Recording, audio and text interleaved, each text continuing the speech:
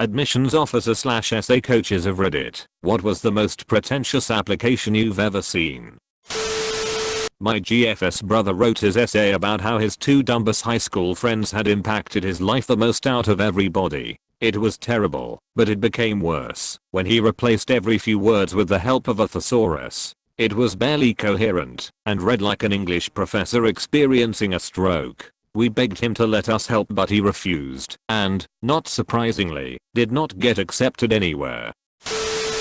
Not pretentious, but I had a Chinese student write in their application, "I hardly ever waste water, paper, or ice." Presumably he was conflating economics, the degree subject being applied for, with being economical. He also said that he had found a phone and had returned it to the owner, even though he was Russian. A whole essay about how it had long been her dream to study at the prestigious University of Leicester and all the incredible gifts life would bestow on her for living her dream, in an application for a university that was not Leicester. My best friend was salutatorian of her class of 600. She only applied to one college, and it was an Ivy League. She is an upper middle class white girl who plays the harp. She wrote her college essay on being a jet setter. It pains me to say that she was completely shocked when she got flat out rejected. I worked in a very religious private school's admissions department for a few weeks, filing applications. The parents had to write a letter about their child and why the school would suit them. I'll always remember the man who wrote 3 pages about how successful a businessman he was, how he owned several businesses, how good he was at the school's main sport, and then attached a large check to the last page. Not a word about the kid. What'll I remember most? The rejection letter from the principal with a thinly veiled insinuation that bribery was immoral and not acceptable at this school.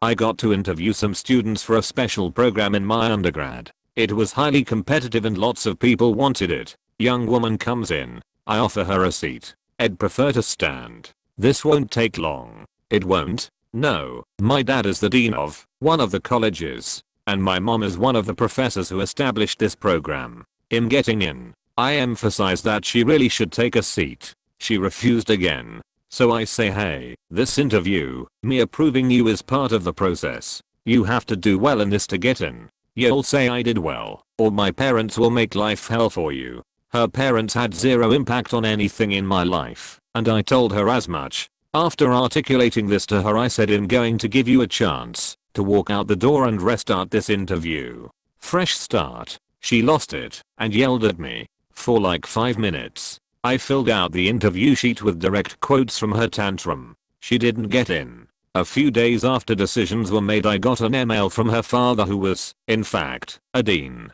He asked me to come in and have a chat with him. It was totally a request. I went to talk to him. When I went to see him, he had a copy of the interview sheet where I had several direct quotes from his daughter. Some of the quotes were awful and directed at me, my family, and basically everything she could hit on. He apologized profusely for his daughter and asked if she could redo the interview. He was leaning on me a bit at this point. I told him that choices had already been made and she was not selected. The whole thing was mind-blowing. She was so entitled. Not an admissions officer, but I was part of an admissions committee when I served as faculty at a wonderful university. One admissions essay compared his act of applying to the law school with that of a Palestinian child facing oppression. The closing line was, "Bravery comes in many forms." A Palestinian child picking up a stone against illegal occupation, and me writing this essay. Both are comparable. Still haven't forgotten it. Edit. Thank you all kindly for your feedback and upvotes. Had never shared this story with anyone before. Glad I had an opportunity to share. Being a professor is weird and amazing. Oh, the stories I have. I went to space camp on a scholarship program after writing an essay to get in. One of the kids in my group, who time and time again proved he wasn't smart enough to write his own essay, bragged about how his mother wrote his and he didn't even want to be there. Messed up on both their parts to take away an opportunity from someone who actually wanted to go. Doesn't quite answer your question, but we recently had someone we had rejected for our most competitive course MLS. He said that he regretted to inform us that he was unable to accept our rejection and would see us on the first day of the course very soon. Wasn't exactly a coach, but in my junior year of high school we peer reviewed each other's essays, and the guy I got paired with, who was sending this to MIT, made the assertion that I'm an asset to your institution, for when I'm wildly successful I will be sending money back to the school through charitable donations. I will also give your school incredible amount of publicity. When I'm interviewed by the press he didn't get in. I used to do a little recruitment from time to time for a large cruise line based in the UK. I once had an application through where the applicant's CV was literally him asking himself questions and then proceeding to answer them. It reads something like this. So, you're probably thinking, who is this guy? Well, I'm a hard-working individual who isn't afraid to go above and beyond. Why go above and beyond, you say? Well, I believe the customer always comes first, etc. You get the idea.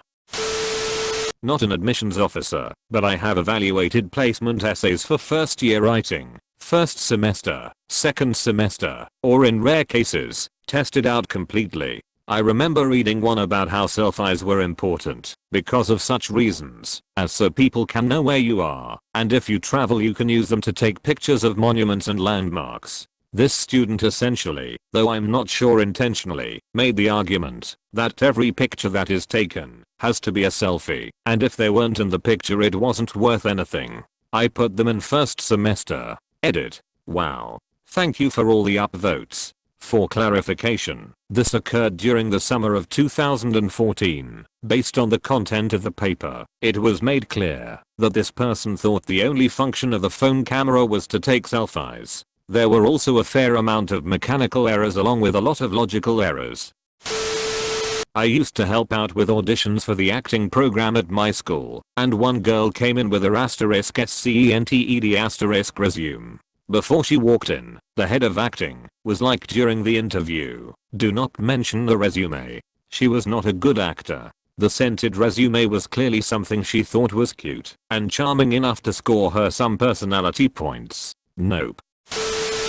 I used to tutor at uni and helped occasionally with my TT's applications. One thing I always encouraged them to do was to mention their aspirations after graduating and to mention why specifically *THIS* university. One kid, had been a pretentious ass the whole time, actually wrote in his essay that he didn't really care about the academic part because his dad was just going to give him a job when he graduated anyways. He chose the unis he was applying to based on how impressive they sounded and how good the party life was. I kept in touch with his sister. She was super smart and studied the same subject as me, so I helped her out with career advice etc. Later on, she dropped into conversation later with a noticeable bit of glee that her brother was going through a challenging patch because his father informed him that no, daddy was not going to give him a free ride into a cushy job and did expect him to get a real job. Edit. Since you all love the word 2T so much, allow me blow your tiny minds.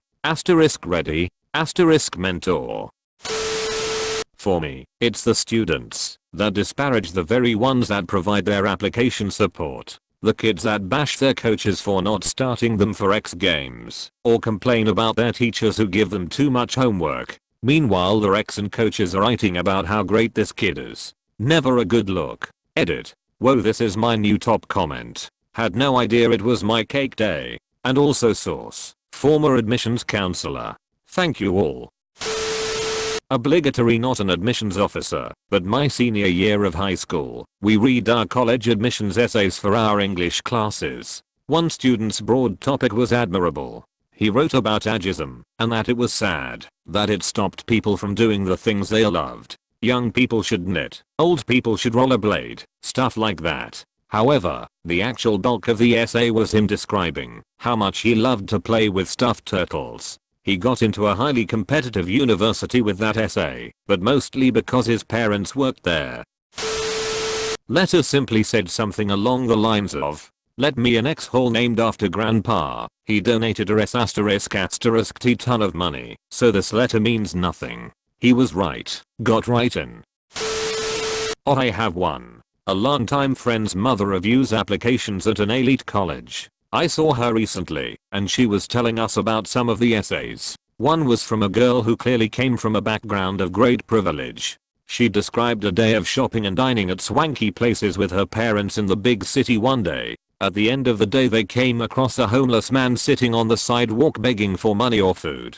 She initially passed him by, but then, seeing the American flag flying on the corner up ahead on the next block, remembered what this great country of ours was built on, as well as what life is truly about, and went back to give this homeless person her restaurant leftovers. All described with much self-congratulation. I'm paraphrasing a lot of it, but the part in quotes is exact, and will likely be repeated for some time to come, accompanied by chuckling, by my friend and me. The country was built on, and life itself is about, giving a homeless person your half-eaten burger and fries. Edited, glad, most people shared my disgust. Couple of details to add in case people are curious. For those wondering, the applicant was indeed offered admission. Also, this school is known as pretty far left, and not especially likely to get excited about the American flag and its power to inspire. So weird thing to bring up, but she did get in, so. When my friend's mom told this story I tried to think of the total lack of perspective I had at 18, and, well tbh, 20, and 25. To give her a pass and not judge. I couldn't, though. I judged. In fairness I imagine I'd cringe if I saw my college application essays, and I do not intend to ever look for copies of them. I'm a college admissions consultant and the worst one I've read was a full meter essay about how much the applicant loved college admissions and writing admissions essays. It was arrogant and aloof throughout, but the kicker was when the student called herself an elite applicant with outstanding admissions essay skills right there in the essay. I felt sorry for her because it felt like the stress of the process had given her a Stockholm Syndrome obsession with it. I tried to bring her back to reality gently, but she wasn't having it. She didn't get in.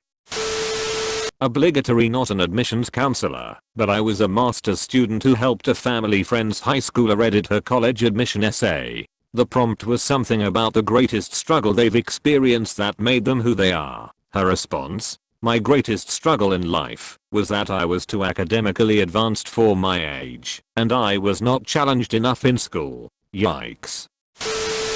I was considering making a throwaway, but it seems I will be buried enough to not need it. I read as an admissions person for a competitive national fellowship that helps students study abroad. The last essay I read that day made my job very easy as this person was all over the place, bragging about being a religious hippie, how his parents were missionaries, so he already had a global perspective, how he writes the best poetry, everyone considers him a leader.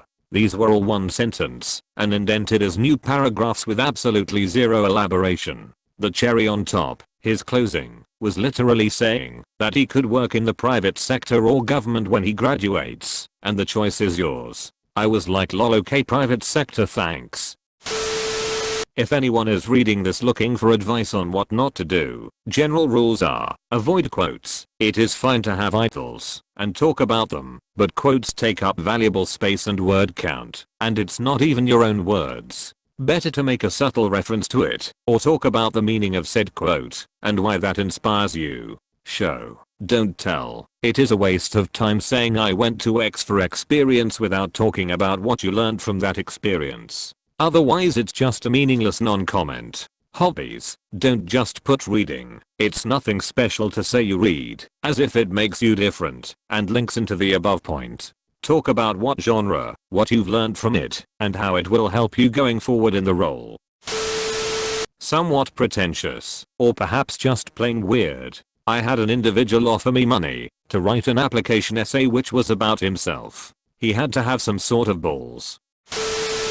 Husband of a friend of mine went to a prestigious college for grad school, where his father happened to be an alumni *A&D* hold some sort of executive position.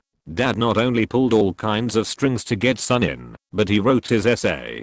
This guy isn't at all ashamed and loves to mention his alma mater in passing conversation. This is actually a difficult mom story. The student was a nice kid with decent grades, so an easy admit, but with a very average scholarship. I can see from his app that they are very well off, and they didn't even file the FAFSA, which is a telltale sign that they don't need the help. So a while after I admit the kid, the mom calls me to ask for a higher scholarship. I ask her if her son retook the ACT/SAT. Since he submitted his app, the only reason why we'd reconsider a scholarship. She says no. Okay, so there's no reason for the scholarship committee, ACAME, to review his scholarship then, and it's obvious that she's only asking for the bragging rights. I'm very nice about it, but I make it clear that we're not increasing her kid's scholarship. She goes off on me, telling me that clearly I must not know the quality of private school he goes to, which I'm very familiar with, and that I don't know how much money they have. Her reasoning was that they are rich, so we should give him a better scholarship, and then they'll donate money to the college. Not only did she pull the favorite line, "Do you have any idea who we are?" but she also tried to bribe me with his family financing a new building on campus. Direct quote, "I don't think you understand me here. The school where my daughter goes to has a building named for us. Don't you think my university name needs a new building on campus?" It was the most bizarre and entitled conversation I've ever had with another human. Long story short, I didn't bump his scholarship and the kid enrolled anyway. Psychiatric nurse studying for PhD didn't know what dementia is. Having now fully woken up, I realize this doesn't really fit the criteria, but may fit the spirit of it, so have left it up. Interviewed a locum who applied for a job in a community mental health (MH) team that specializes in diagnosis and support for people with dementia. She was a qualified psychiatric nurse with an advanced degree, and studying for a PhD. Her CV was impressively full of achievements and innovative work, such as setting up and running a cafe for people with MH problems, and had apparently got an award for same. She turns up for interview with dog hairs all over her dirty clothes, hair unbrushed. This would not have been an issue particularly if she had actually been able to give a definition of dementia, or had known the name of any of the standardized tests every MH professional would know, and used at least one. She also couldn't tell me any of the medications used to mitigate the effects of dementia, although there had been a lot of controversy in the news about the NHS allowing them to be prescribed. At that time, we didn't employ her. Another team did, however. A few months later she was asked for interview again. My bad. We were very short-staffed, and there were a couple of us going through the myriad of CVs sent by agencies. Also, the CV showed employment by this other team. I go to get her from the waiting room. She looks up, her face fell, and she just said, "Oh no." Anywho, because she now had some experience, we interviewed again. Nope, nope, nope. After the interview I called the other team. She had been so awful they decided to never employ agency staff again, which was short-sighted of them. A lot of agency staff are amazing, but you need people who can hit the ground running, and therefore must interview thoroughly. I saw an LSAT writing prompt that started with the line, "Hitler had a few good ideas." Really doesn't matter what you say after that. It also had absolutely nothing to do with the prompt. Edit. For clarity, the LSAT has a prompt that consists of some group trying to make a decision between two mundane options. Your goal is to argue for one option over the other. That's it. In no way, shape or form did the scenario have anything remotely to do with Hitler, nor did this person pick one of the sides. He simply wrote an essay about Hitler. Have fun not getting into law school.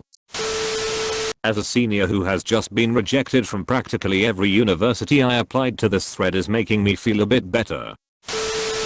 Not me, but my wife reviews these. On an essay about an impactful event in your life, the kid wrote about being born. Like the actual act of coming into the world. Not sure how much this qualifies as being pretentious, but how much more obvious could it be that one of his parents wrote it? And how mundane is your life that you choose birth as the most impactful event? And how does this set you apart from any other candidate? Self. I wrote about how anti-intellectual religion was. I don't even remember the prompt. That was what I was writing about no matter what. Every other word was a thesaurus drop-in. Jesus asterisk F asterisk asterisk KING asterisk Christ. It was bad. Make sure to like and subscribe for more daily content. Thanks for watching.